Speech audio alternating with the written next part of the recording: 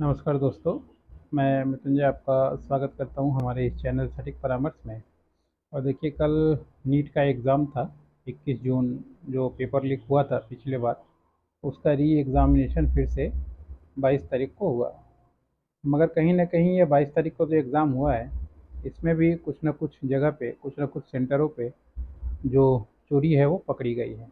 कहीं पे पता चला कि गूगल के द्वारा आंसर लिखा जा रहा था, कहीं पता चला कि सॉल्वर गैंग बैठा हुआ था, यानी पैसे लेके कुछ लोग जो है वो क्वेश्चन सॉल्व कर रहे थे।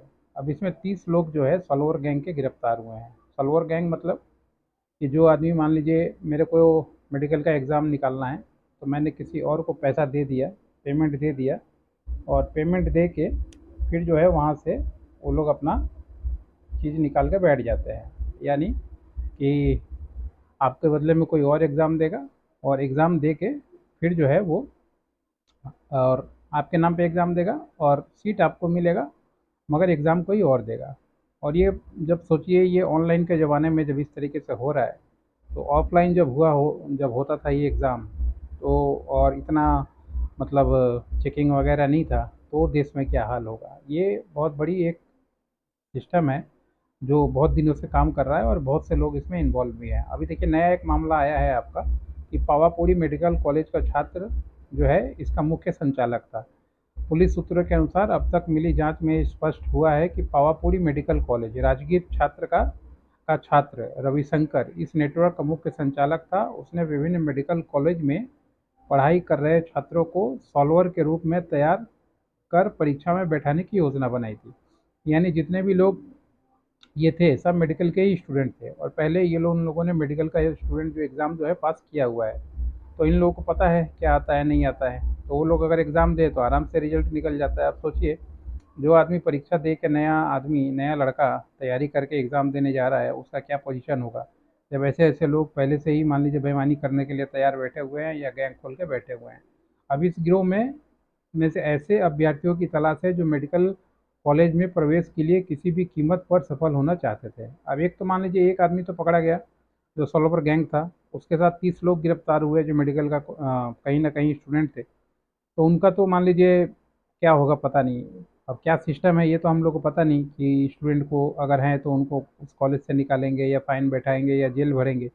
अब ये सब चीज़ें तो बात की है, मगर ये भी पता लगाने की कोशिश की जा रही है कि ये कौन से स्टूडेंट थे जिन्होंने पैसा दिया है, क्योंकि बिना पैसे के डील का होता नहीं है। जांच में सामने आया है कि पटना मेडिकल कॉलेज के चतुर्थ वर्ष के छात्र हाजीपुर निवासी मयंक कश्यप ने अंकित कुमार की पहचान पर बायोमेट्रिक्स रूप में काम किया। अब बताइए, ठीक है।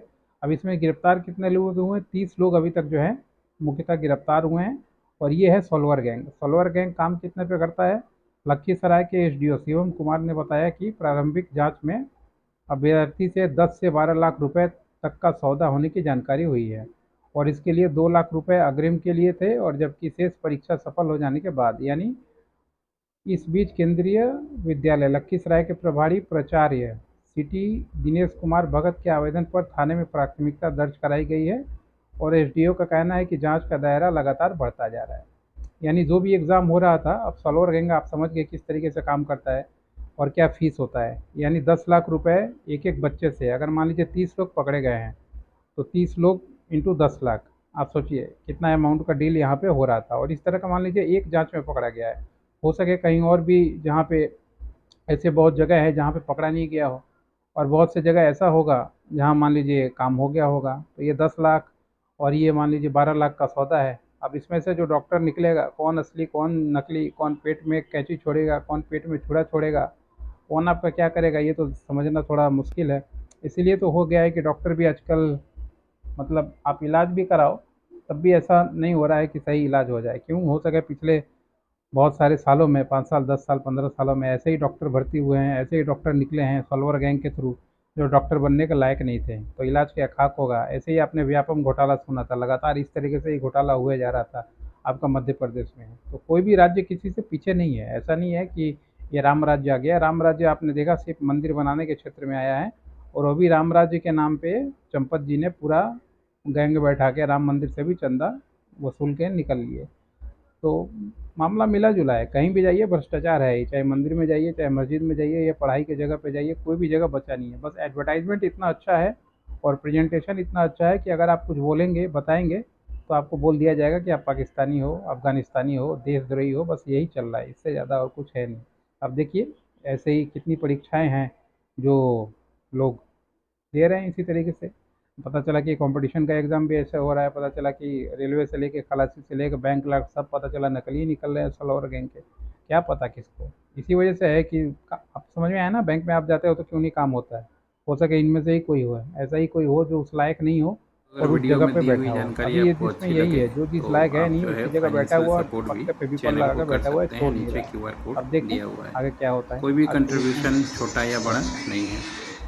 अगर वीडियो में दी हुई जानकारी आपको अच्छी लगे तो आप जो है फाइनेंशियल सपोर्ट भी चैनल को कर सकते हैं। नीचे क्यूआर कोड दिया हुआ है।